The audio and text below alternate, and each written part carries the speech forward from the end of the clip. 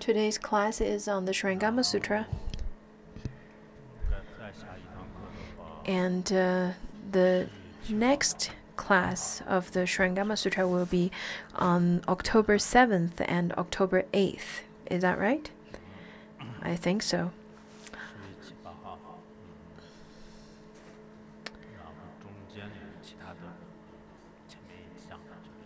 And in between those classes, we'll have 2 open classes. That is at the beginning of October, and we'll make an announcement then. One thing I would like to make an announcement before the actual class is that, in fact, I've built a library at my hometown for the schools. In the monastery, I've built 2 libraries. One is already in use, is already starting to operate, and the other one, it will take a little time to operate. And at my hometown, I built another library.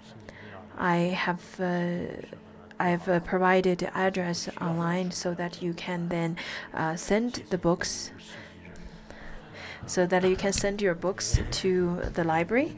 But when I ask you to make donations, I ask you not to donate the kind of books that you don't want.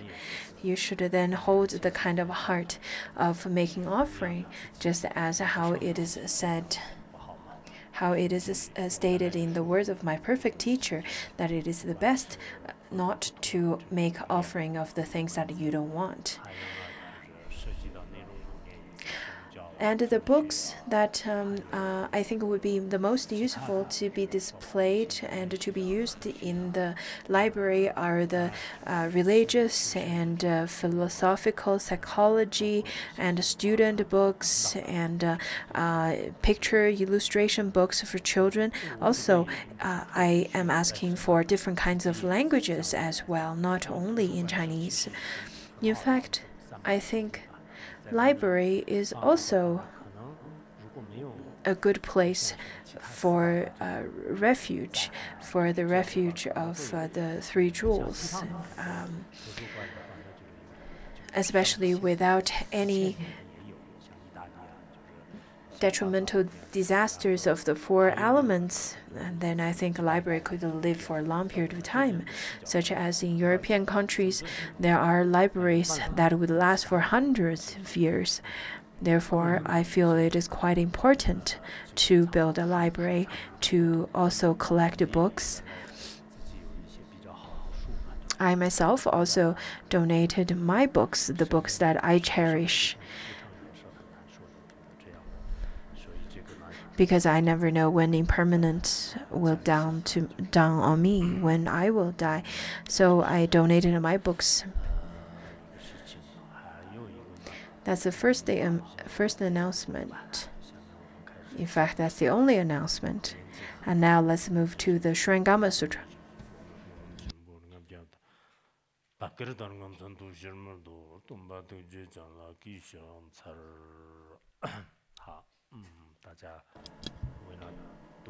In order to liberate all sentient beings, let's make aspiration for bodhicitta. And whenever you're listening to the Dharma, I think it is the best to also maintain such a kind of aspiration and listen properly and attentively. We've finished the prologue, or rather the causes of the teaching of the Shrangama Sutra of the Buddha. And the story goes as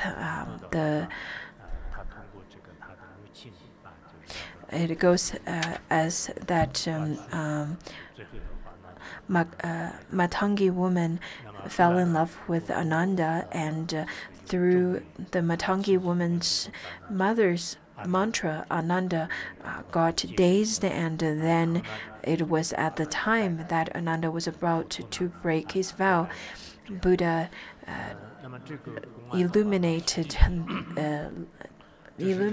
lights and numinous penetration, and that time the mantra was broke, and Manjushri went there to bring Ananda and Matangi woman together to the Buddha.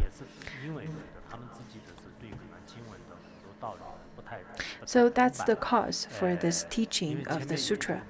Many people, in fact, they didn't really understand too much about the sutra, and then they started making slandering of the sutra and accused the sutra by saying that the sutra is a false sutra. It is not the sutra that is taught by the Buddha. And one of the reasons is that they said that it is not possible. This story is not the same as the other sutras. The format is different. Or the Ananda, at that time, he should have been in summer retreat. Why would he go there, go to other places? And the third reason they would give is that Ananda is the one who had attained the first level of realization of the Theravada practitioners. How could he then get fooled by such a mantra and get controlled by this mantra? But the way they describe this, also, they would say that a Matangi woman is not really included in the sutra tradition, but that's not really true. Lots of their slandering sometimes is, in fact, the majority of times, are out of reason, are also very illogical, and sometimes their language is not even polite when they slander and attack such sutra. So to answer their questions and doubts about this sutra, some people would answer that, in fact, Ananda went out on the last day of the summer retreat, and that's the last day. Therefore, on that day, in fact, all the precepts of staying in the summer retreat has already then stopped. Therefore, on that day, Ananda is free to go out. And the second reason is that Ananda had already attained the first level of realization of the Theravada tradition. And then it is said, in fact, the mantra,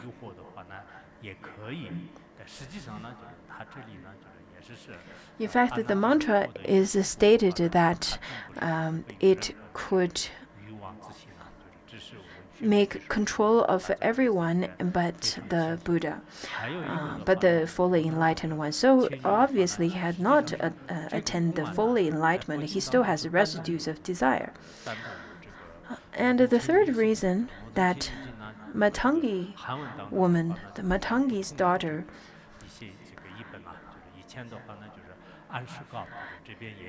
in fact, there are sutras which included her. There are sutras that is taught to her, that is Buddha's teaching to the Matangi woman. That's the title of the sutra.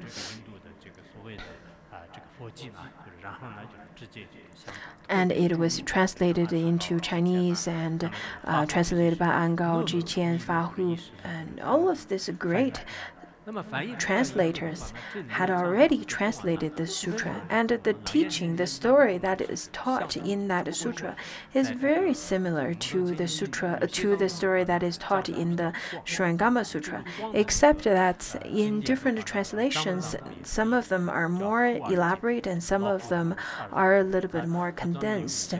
And in the Tibetan tradition, in the Tibetan language edition, it is then stated as, translated as the Tiger's Ear Sutra. In fact, the Tiger's Ear Sutra is translated from Sanskrit. I also then made a comparison of the Tiger's Ear Sutra with the Buddha's teaching to the Matangi Woman's Sutra. I think lots of them are very similar, except that Except that in the Tibetan version, that the mantra that is chanted by the Matangi woman's mother, in fact, is much more expanded than the ones that is included in the Chinese version. So the Chinese version is rather quite short.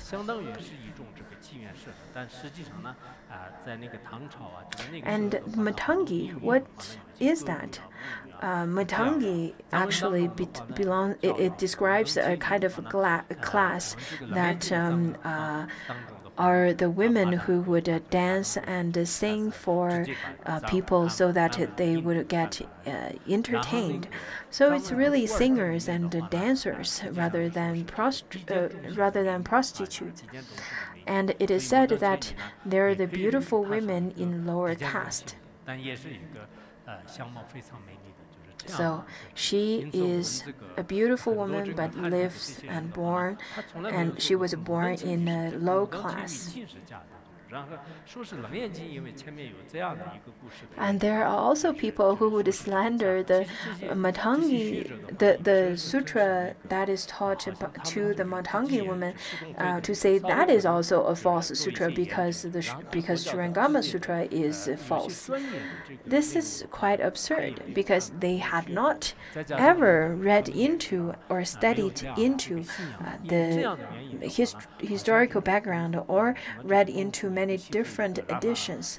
They would only read other people's opinions, and they would read only this sutra, and then based on their own conceptual thoughts and their deluded view, they would just make a hasty conclusion by saying that, oh, Shurangama Sutra is false, and oh, this sutra that's taught to the Matangi woman is also false.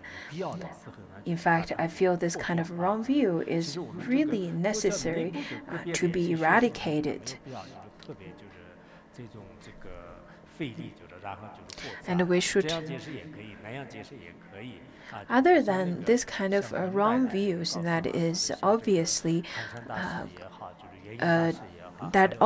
creates lots of distractions to Buddhism, I think we should hold an open-mindedness, open-heartedness to the different commentaries and explanations written by great masters previously. Some masters, in fact, they felt that the outlines that's written to the Shurangama Sutra, in fact, they feel that it's not necessary, it's not useful, and so on. I feel that if you were to use outline, it's okay. If you don't have outline, it's okay, because in fact, I think sutras are rather very different than the shastras, because it doesn't really follow the kind of shastra's logic or the commentaries composed by the previous great masters. The logic, at least, is very different. Therefore, it's I don't think it's very necessary to use an outline to explain the sutras. In Tibetan Buddhism, there are lots of debates. Debates against certain small matters, but they would use a long period of time to debate with one another. I think, yes, you could do that, but on the other hand, when we look at this genuine sutra that is taught by the Buddha himself, and when there are people who would slander such a sutra, I think it would be very necessary for us to destruct, to eradicate such kind of a wrong view and wrong opinions. And by doing that, in fact, you are not making any mistakes.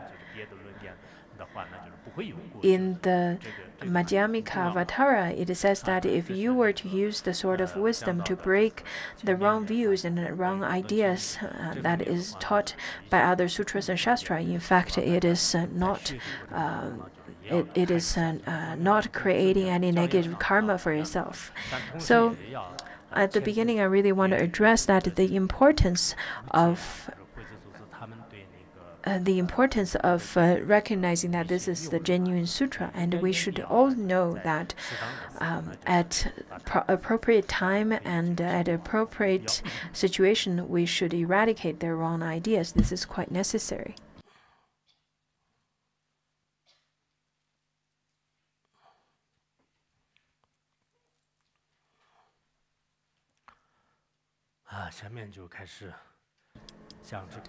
So, the actual teaching.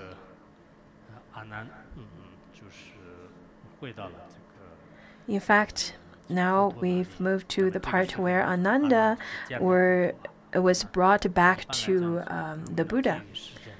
In order to save time, I think the sutra is quite condensed, very concise, and sometimes it could be a little bit difficult to understand, but it reminds me that Ponsoku Rinpoche, when he was giving teachings of Vajrayana in United States, he would then first give oral transmission, and then he said that I will give you some short commentaries.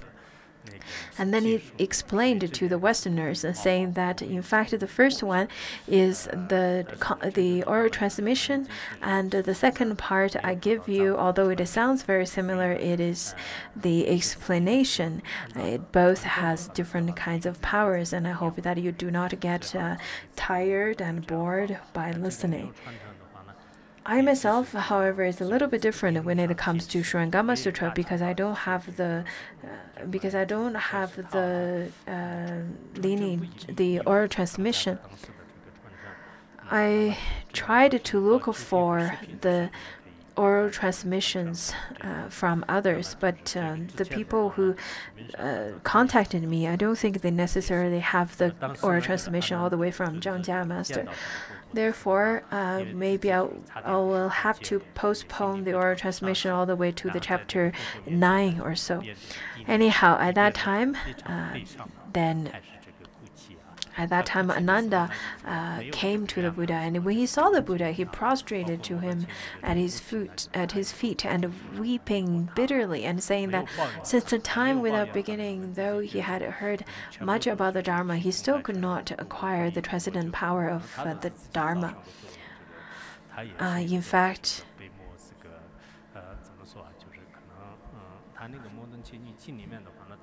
according to the sutra taught to the Matangi woman, the whole story was more explained.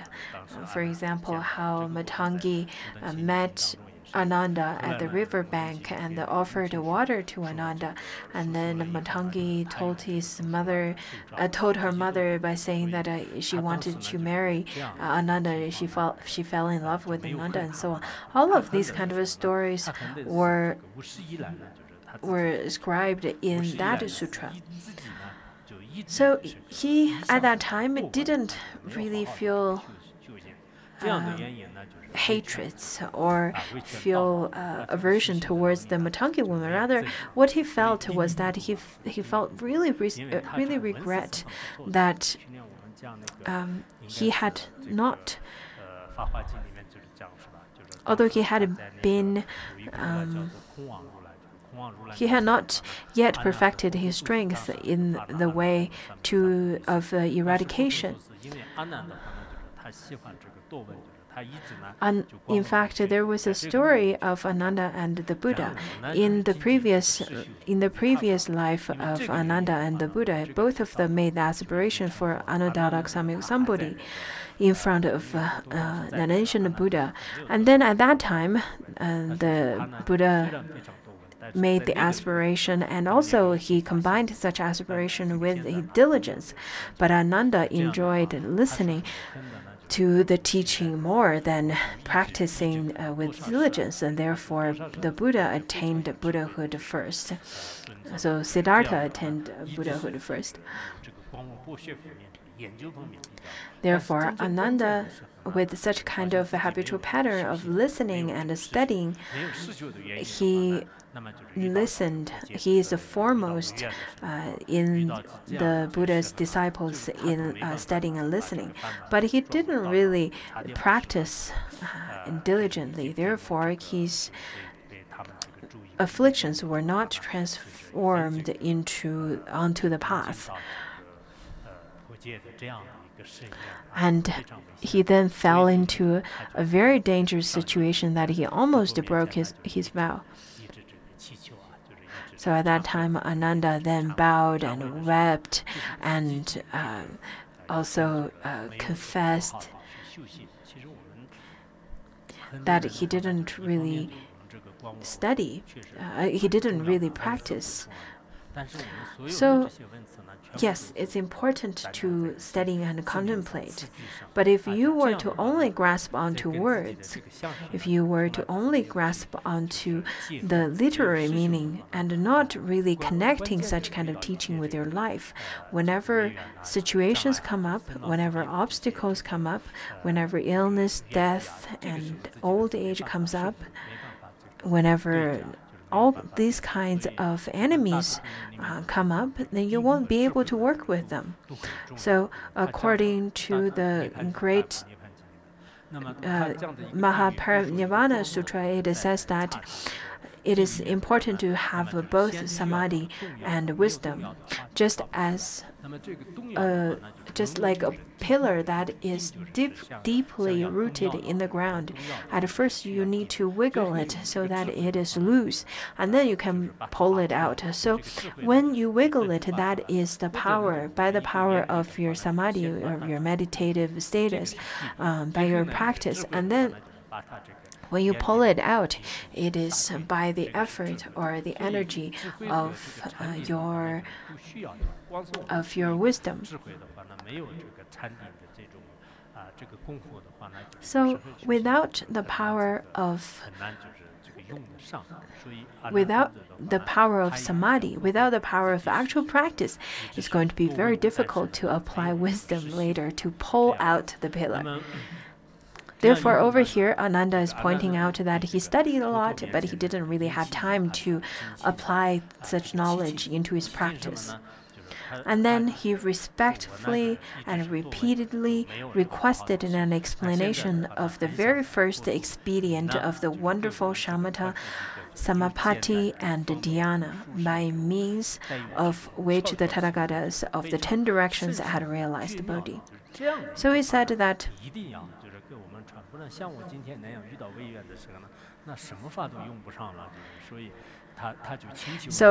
that if he were to practice,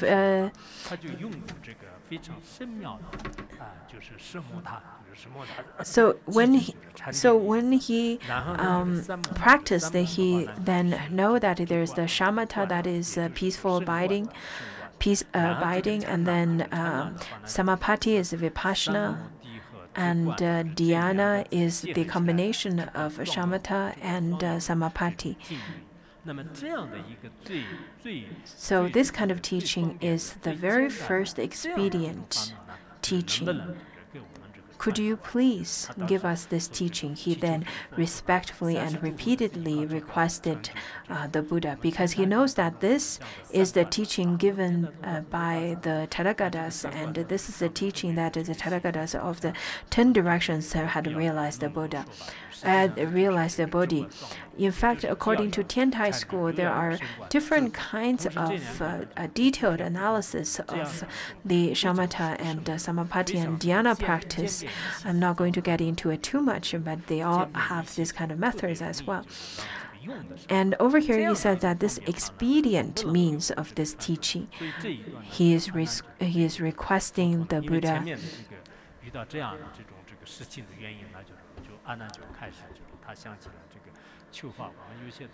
And he requested for the Dharma. So whenever some of our monastics goes out, lots of the lay practitioners would say that, could you please give us some very expedient teaching? Could you give us the foundational teaching, because I didn't really study it before?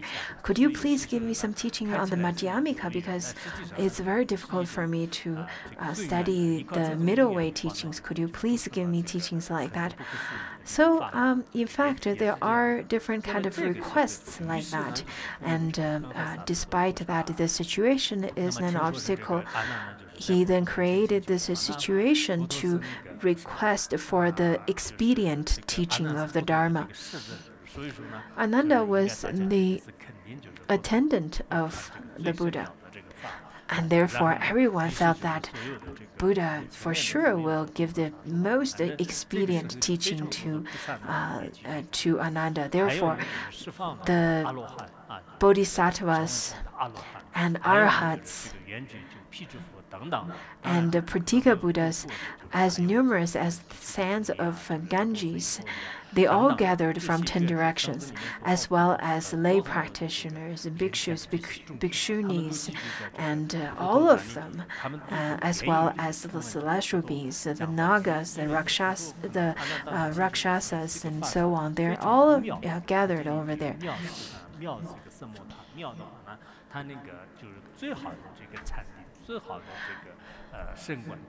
So the best shamatha, the best kind of samapati, the best kind of dhyana, could you please give us teaching of this? That is the request. In Shuragama Sutra, the Buddha in fact gave the teaching of the shamatha practice, the samadhapati practice, and the union of both.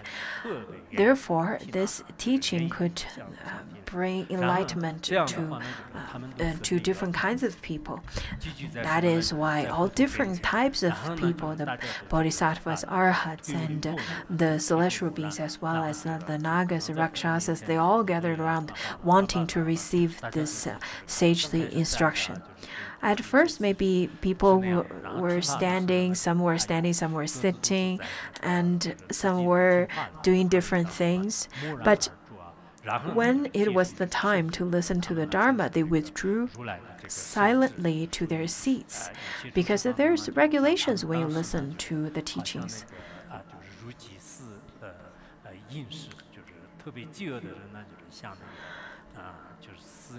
And they were listening to the Dharma just as how the ill ones are seeking for the good medicine, and how the hungry and thirsty ones are seeking for food and drinks.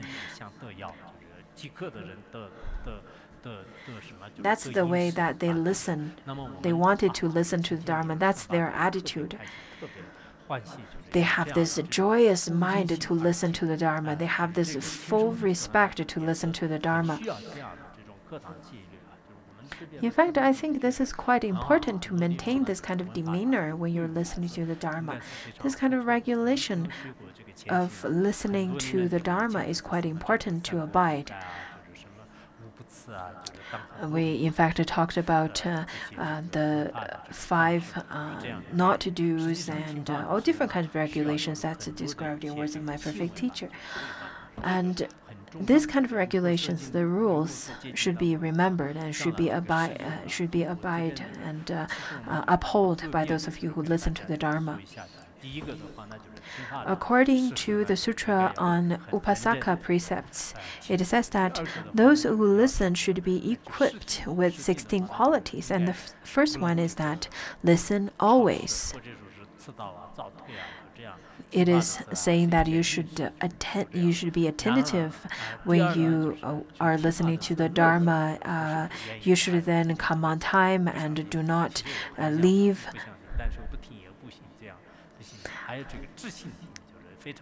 And you should listen with delight and listen with intently. listen respectfully. Listen respectfully. In fact, this kind of respect towards your Vajra Sangha, towards your master. Some people don't have too much respect. In fact, this kind of lack of respect is really bad. And the Buddha said that if you don't have the respectful mind towards the teacher who's giving you the teaching of the Dharma, you're not creating negative karma. Even the Buddha would say that, good, you can leave. And the fifth one is listen without finding faults. Sixth one is listen without seeking a debate. Seventh, listen without seeking to surpass the speaker. Eighth, listen without belittling the speaker.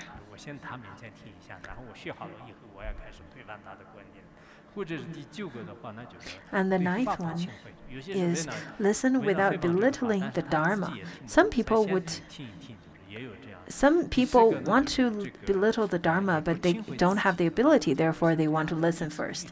And with such intention, this is not the best to listen to the Dharma. And the 10th one, listen without belittling yourself. There are a lot of people who would say that there's no way that I will be able to understand the Dharma. There's no way I can practice the Dharma. I'm too lazy, I'm too foolish. I'm not of the high capacity, therefore it is the best for me not to listen to the Dharma. So do not hold such kind of a feeling towards yourself. Do not belittle yourself. We should in fact listen with a joyful mind, listen with delight, and accept the teaching of the Tathagata.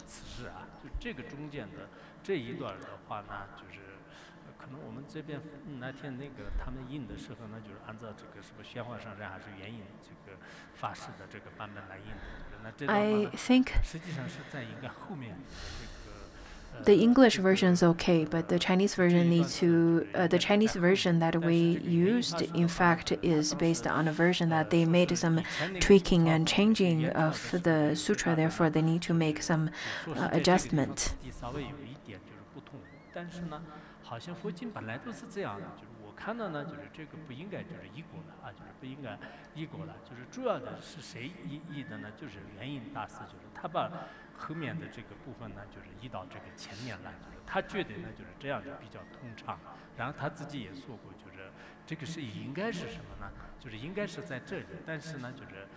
So the order that he changed is that he changed the part where it says that the Buddha used his golden arm to touch the crown of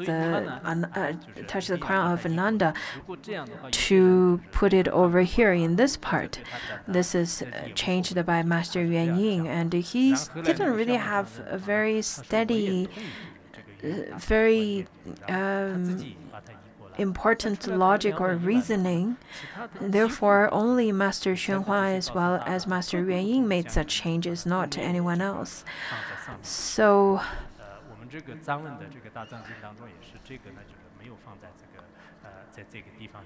in fact, the translation that we're using now, the English version we're using now, is fine. We don't have to make any changes because it is in accord in terms of the order of this part of the passage with the Tibetan language version. At first, when I give the teaching of the Lotus Sutra, I then change the order of some of the Lotus Sutra passages according to the Tibetan version, and lots of people went against of me at that time, and I changed it back. So now let's look at how Master Yuan Ying, in fact, changed this part, passage to here without much of the evidence or Sanskrit version as a base, but no one really went against of him. Well, however, I feel it's rather unnecessary to make the change of the order of the sutra. I stated before, in fact, including the Tibetan version, the English version, and other versions, in fact, they listed with this order and will follow this order instead of the version that is printed and we're using right now.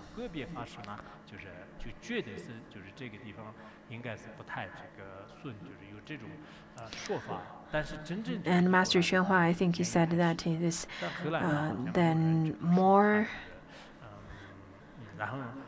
It feels more smooth when that passage is moved to this part, but there's no other reasoning other than that.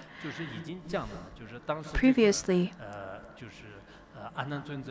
it is already said that Ananda requested for the teaching of the Dharma from the Tathagata, and all the Bodhisattvas and Arhats and Pratika Buddhas all came and surrounded the Buddha and sat down, listened to the Dharma. And at that time, in fact, I think this is quite. It could be very similarly. It could be very good to continue the text without touching Ananda's crown.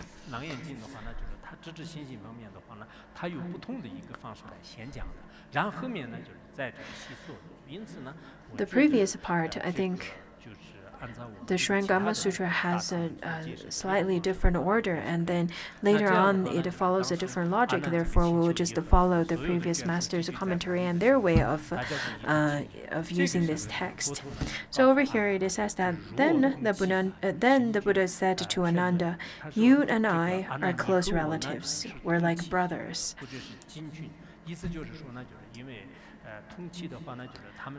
Close relatives. In fact, it means that they are close relatives. Over here, it means that they are their cousin brothers.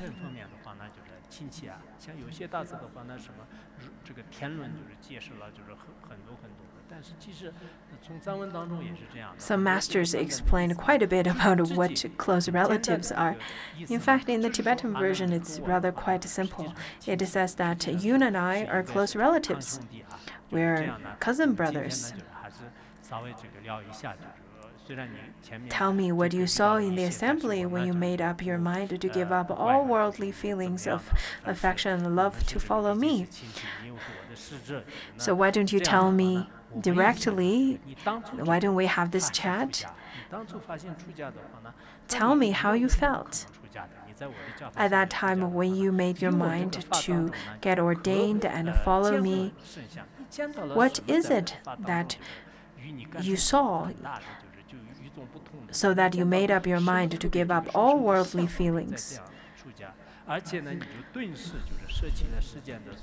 And right away you give up all the worldly feelings and affections and love, including your parents, your relatives, your brothers, and your status, your wealth, and all of these.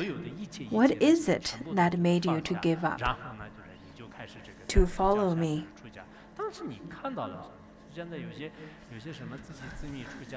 Just as how some parents, once they get to know that their children want to get ordained, they feel that, why do you want to get ordained?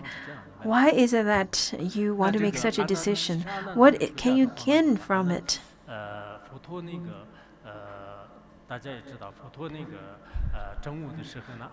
In fact, I think you know, Ananda was born at the time when Buddha got enlightened. And when Ananda was still very young, very little, and he started to follow the Buddha and got ordained already, he was one of the earliest ones, I think, but it was not really very obvious in the history record. But it is recorded in a story that Shuddhodana at once, when Shuddhodana was then having a party with his relatives, and he said that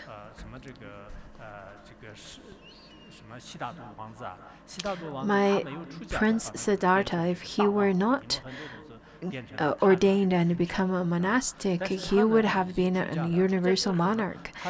But he got ordained now and had already attained enlightenment and attained Buddhahood. But all the people around him, all the great enlightened ones that's around him now, they're all Brahmins. But he is a Shakya. He is of a Shakya lineage, and she is of a Shakya clan.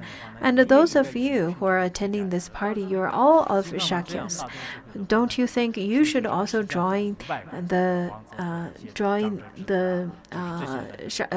Buddha and follow him? At that time, after Shuddhadana's speech, 500 princes and people all then got ordained. Maybe Devadatta got ordained at that time as well. I have no idea why he got ordained, but that was part of the historical story of Shuddhadana. And he said that, in fact, at that time, lots of Brahmins were following the Buddha, but why not we?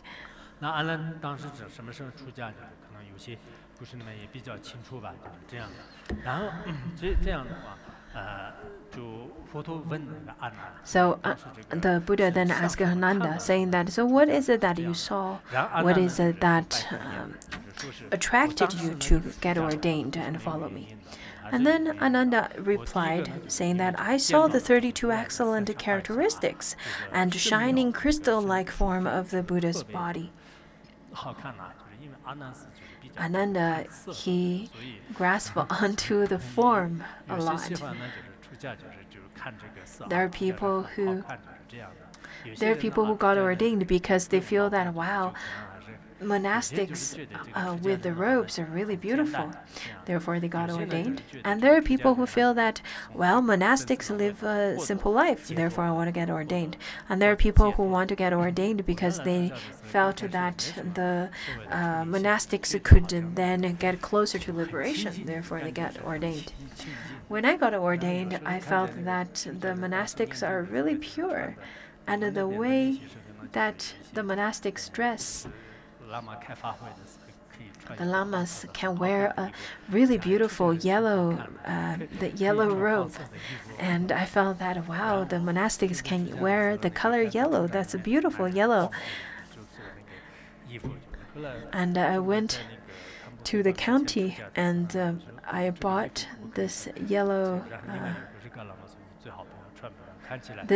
colored clothing, and I asked Khenpo Deba at that time whether I can wear it, and another Khenpo, he said, Lama Riga said that, no, don't wear that, otherwise people would feel that you're almost like a toku, and they would feel that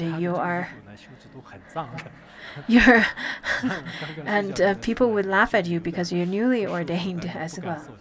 And Lama Deba then lent me a shirt at that time, and his shirts are rather quite dirty.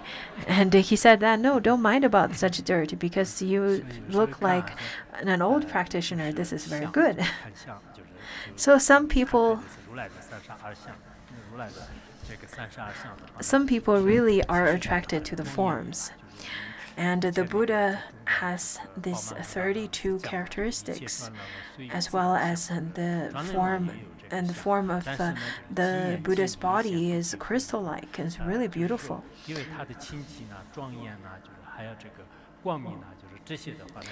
According to Nagarjuna's precious garland, it says that all universal emperors are regarded as having these marks, but their purity, beauty, and luster cannot match even a bit those of a Buddha.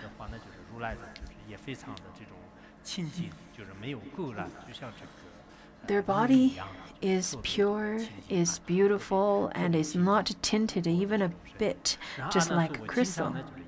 And then at that time, Ananda then replied saying that, I thought that all these could not be result of desire and love.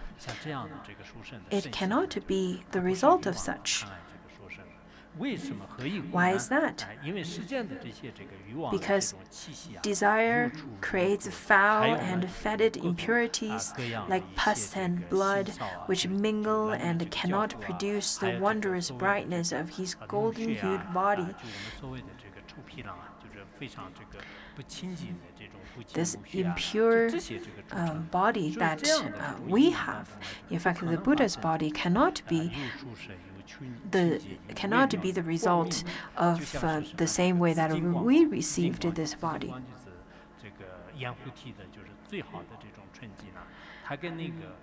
And it is said that the best kind of gold on this Jambuvipa cannot compare to the cannot compare to the color and the body of Kashyapa. But Kashyapa's body cannot compare even a bit to the Buddha's body.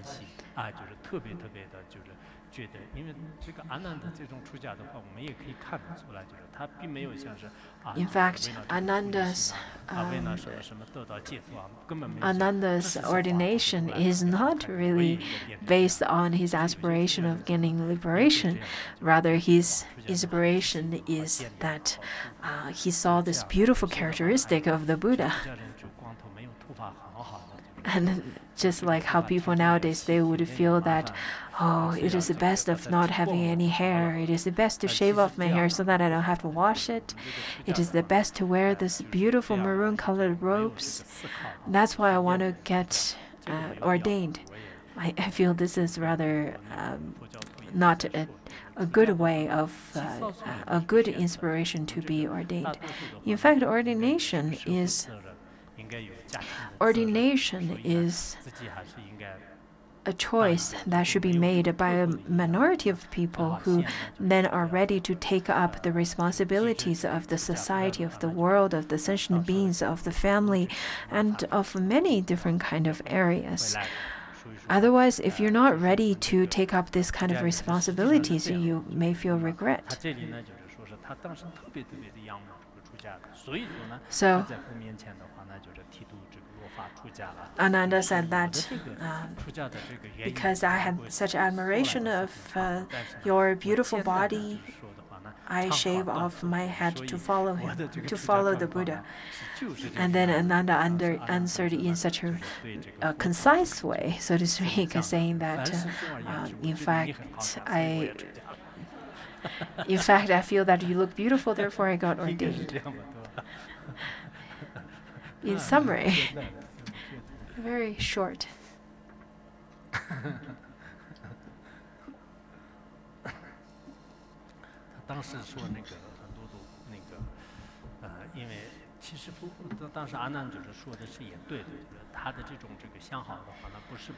In fact, Ananda was right on one point that the Buddha's body was not the result of desire and love, because desire creates foul and fetid impurities like pus and blood. In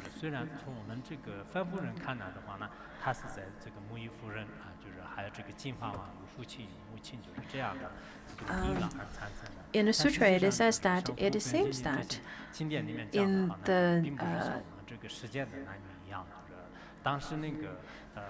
sutra, it described that it may seem like it is the Queen Maya and the King Shuddhodana gave birth to the Buddha. But the story behind the conception of the Buddha was that in fact, his mother upheld the 8 precepts, the Bhakti Uposatha precepts at that night, and on that day, and during that day, and at night she dreamt of an elephant that has 6 tusks and enters her womb.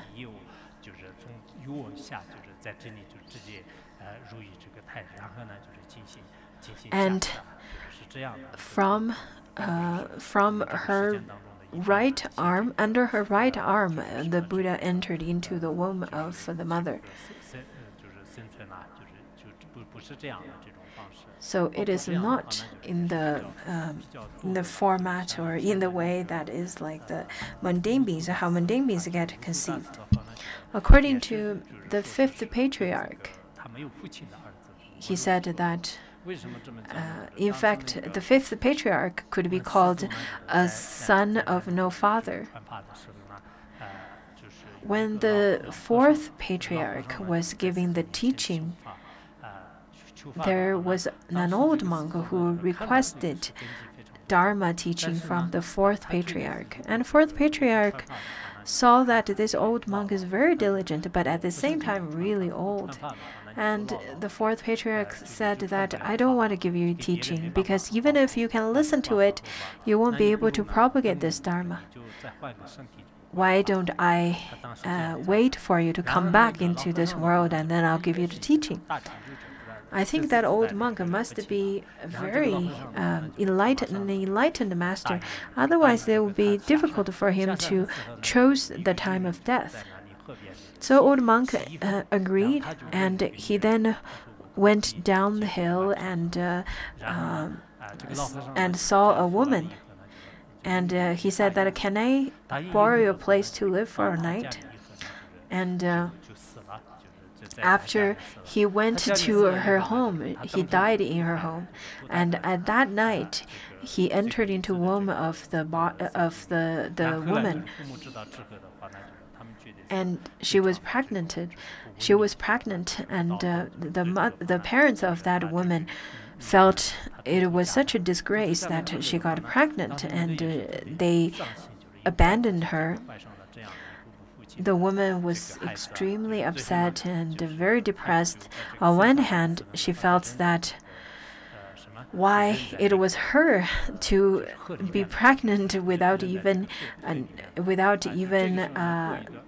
having a father for this child, and then she wanted to abandon this child, and she threw this newborn baby into the river. But at that time, not only the baby didn't die, the water carried the baby upwards instead of downwards.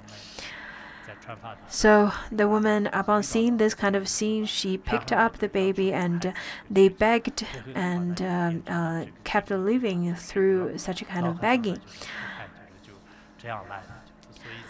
And once they went to the area of the fourth patriarch told the mother that you should let your boy to get ordained, and he did. And that's the story of the fifth patriarch. In fact, Garab Dorji from the Tibetan tradition and many great masters also were conceived in such a way. Lots of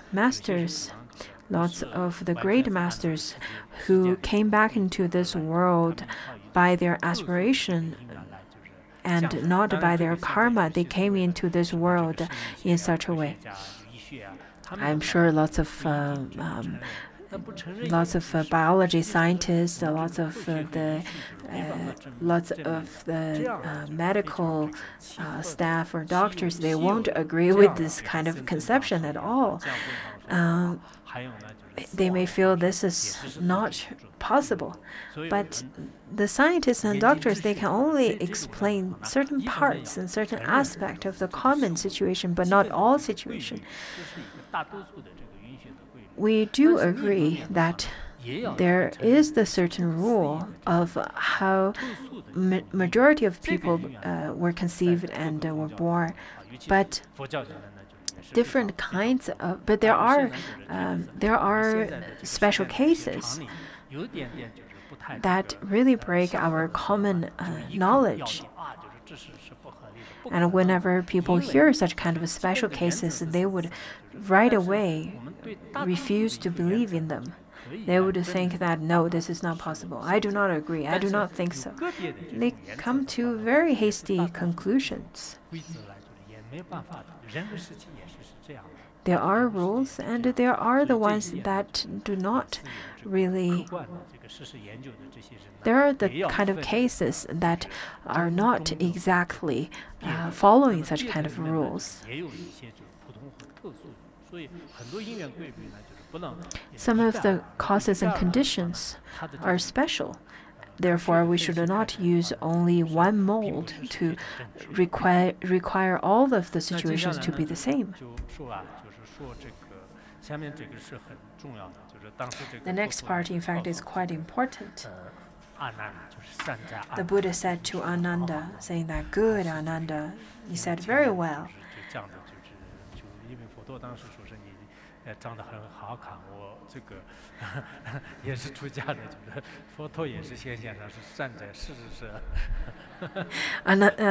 In fact, after Ananda said that, "You look so beautiful," and then the Buddha said that, "Yes, you're right." He said, "Very good, Ananda." You should all know that all living beings are continually born and continually die. This kind of mental continuity, we continuously to born and die. Simply because they do not know the everlasting true mind. Over here, the everlasting true mind over here is like the primordial awareness. So this kind of mind is bright substance of the pure nature.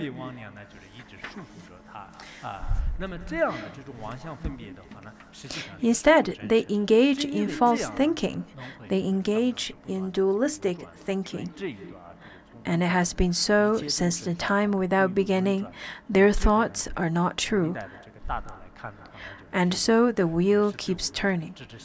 In fact, this passage is extremely important. Lots of masters would agree that this passage gives the teaching of direct pointing out of the nature of mind. So the sentient beings, all the way from the beginningless samsara, they do not recognize such kind of luminous and such kind of pure nature. And whenever you recognize it, you can then be enlightened. In the history, there was a master. His master Zen master Po Shan.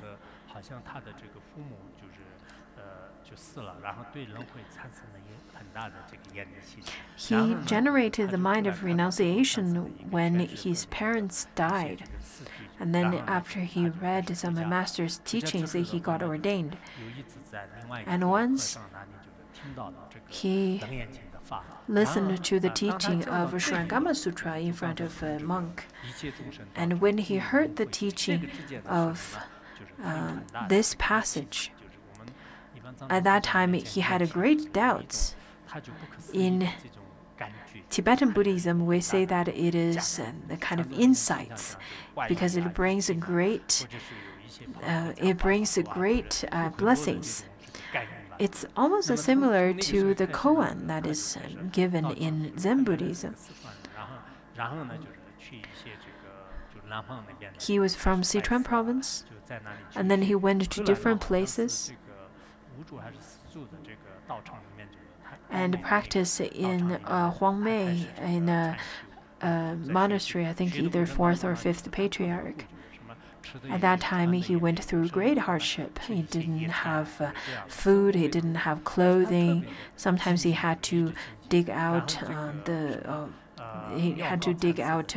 wild grass to eat and so on. And then at that time, he continuously to meditate for 7 days. And once during his meditative walk, he fell off the cliff, and his leg was in great pain at that time. And at that moment, he then gained enlightenment. So sometimes it's good to experience pain and illness, just like Master Po Shan. When he's experiencing the extraordinary pain at that moment, he attained enlightenment.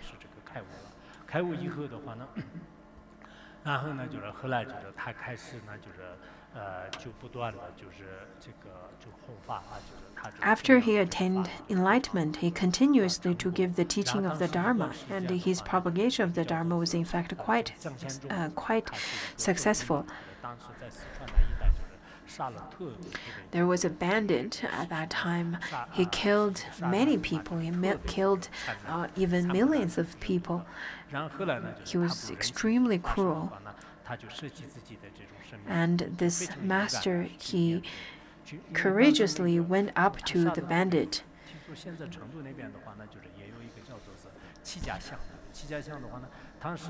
This bandit was very cruel and he killed many people. At that time, this bandit killed this bandit then killed lots of people in the city of Chengdu, and there was a valley. Even that valley is named as the Seven Families Valley, because at that time, the whole valley's people was killed. Only 7 families was stayed alive at that time. So Master Po Shan then went to such kind of bandit and requested him not to kill the people over there. And the bandit requested him to eat meat. He said that I won't kill if you eat meat. And right away, Master Po Shan asked the other people to bring raw meat to him, and he ate several plates of it. So we can see that he is quite a great bodhisattva, and his action saved many people at that time. Because the bandit was very touched by the action of the monk, and he released all the people that he were about to kill.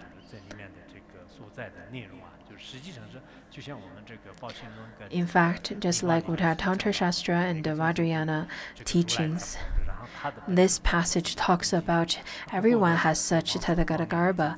It is then pure and it is bright, it is luminous, and all sentient beings has it, and everyone has the potential to be enlightened. The meaning is such. It is really up to you to see whether you can get enlightened based on this passage.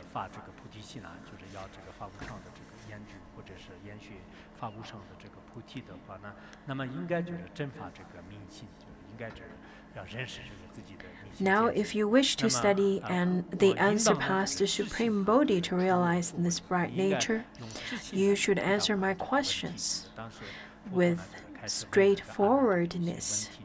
So at that time, the Buddha started asking questions around Ananda. Over here, straightforwardness of the mind. Why is that? Because he said that all Buddhas in the 10 directions trod the same path to escape from birth and death because of their straightforward mind. With the same straightforwardness of mind and speech from start to finish without a trace of crookedness. Over here, this straightforwardness, sometimes it is translated in the Tibetan Tripitaka as the Madhyamika, as middle way. And Madhyamika, there are 2 types, the mind Madhyamika and the speech Madhyamika. And once you can have such kind of straightforwardness or this kind of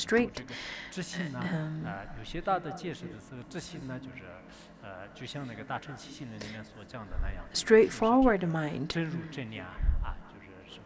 It is like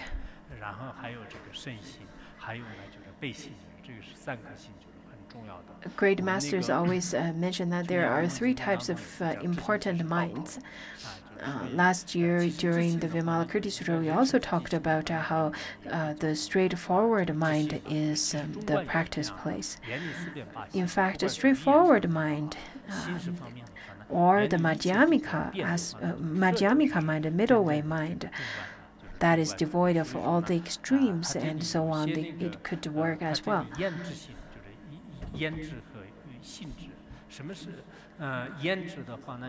What is the straightforwardness of speech then? It is understanding the ultimate meaning completely, that is the straightforwardness of speech. And what is the straightforwardness of mind? It is understanding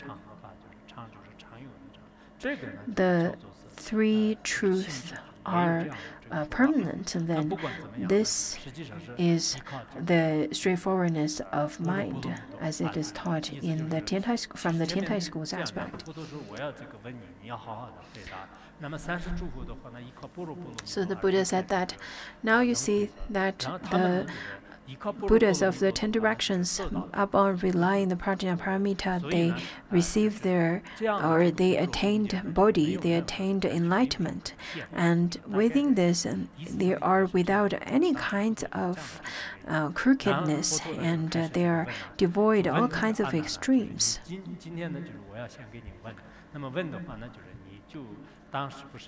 And then Buddha asked Ananda, so now I'm going to ask you the question now. Ananda, when you develop that mind because of the Buddha's 32 excellent characteristics, tell me what saw and loved them. What is it that you used to see it? And upon seeing these 32 characteristics, you said you're very joyful. So who or what is joyful? It's a very simple question. I think the mundane people also would ask in such a way. And then Ananda replied, saying that, a world-honored one, my love came from the use of my mind. My joy came from the use of my mind. And my eyes seeing and my mind admiring them, so that it was set on relinquishing birth and death.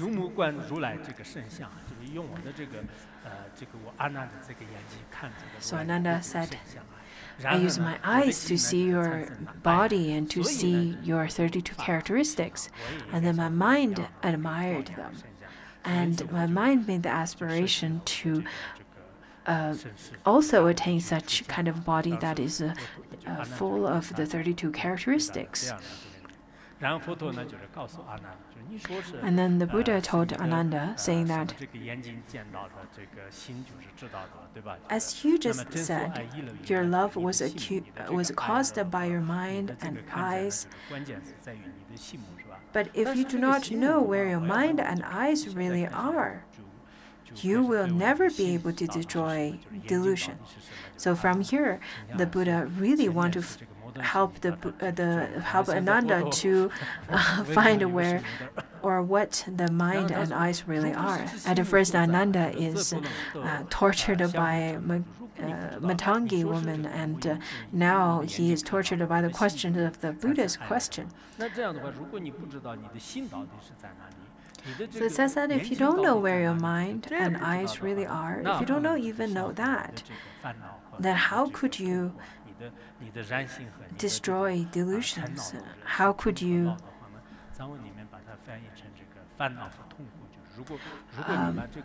subjugate your afflictions? If you do not understand where your mind and eyes are, then there's no way to subjugate all the afflictions and delusions. Just as when a king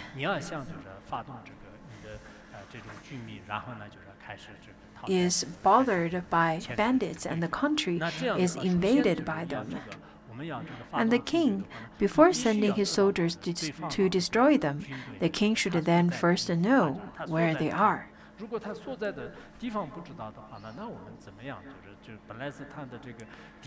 If you do not know where the army is or the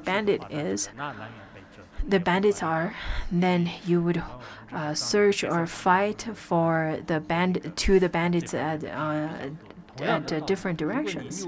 It is talked quite a bit in the biography of King Gesar. So, where is your mind and eyes? Ananda said, this is easy, I can understand it. And then Ananda replied, "World honored one, all living beings born in the world through the 10 types of birth hold that this knowing mind is in the body." All the kinds of sentient beings, including the ones that are born from womb, from eggs, from moisture, and born by transformations, and those with thoughts, and those without forms.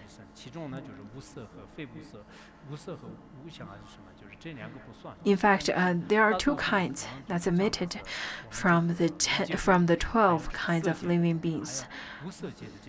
The beings of the 3 realms, the beings from the realm of desire, realm of form, realm of formlessness. But there are 2 kinds.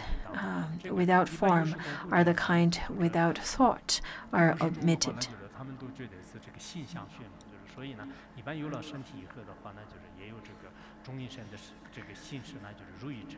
Even in the Bardo body,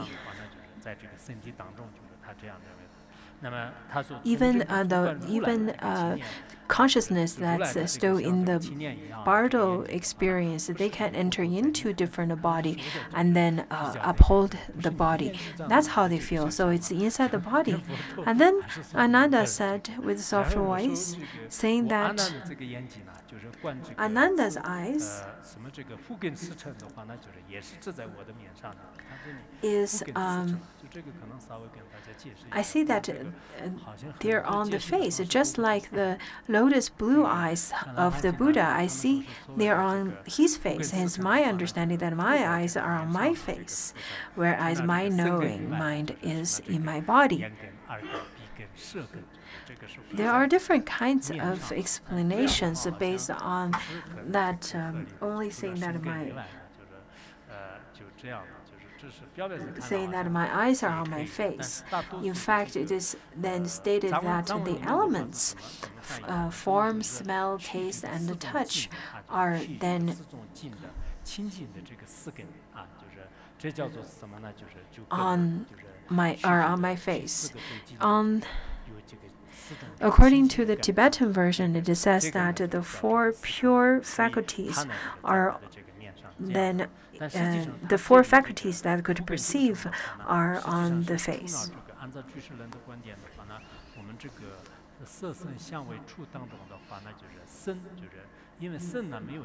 According to Abhidharma, it is said that the elements, their form, smell, taste, and touch, but it doesn't include sound, because according to Abhidharma, the sound doesn't have a continuity, doesn't have a characteristic of continuity, therefore it is not included.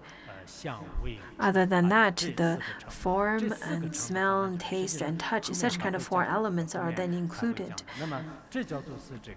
Later on, we'll talk more in detail about those.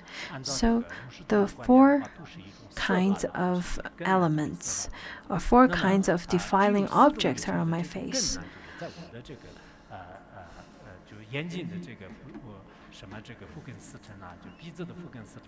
So there are the 4 elements of my eyes, of my nose. In fact, all the faculties include these 4 elements. And Ananda replied in this way, saying that the four defiled objects are on my face, and whereas you, the world honored one, your blue lotus flower eyes are on your face. He's very good, very eloquent, isn't he? And so too, my conscious mind actually is within my body. The way Ananda answered to the Buddha is quite straightforward, according to how he felt, just like how mundane people would feel, isn't it? This is the question and answer between the Tathagata and Ananda, and we will stop here. And later on, the Buddha will continue to analyze this for Ananda, and we'll continue this next class.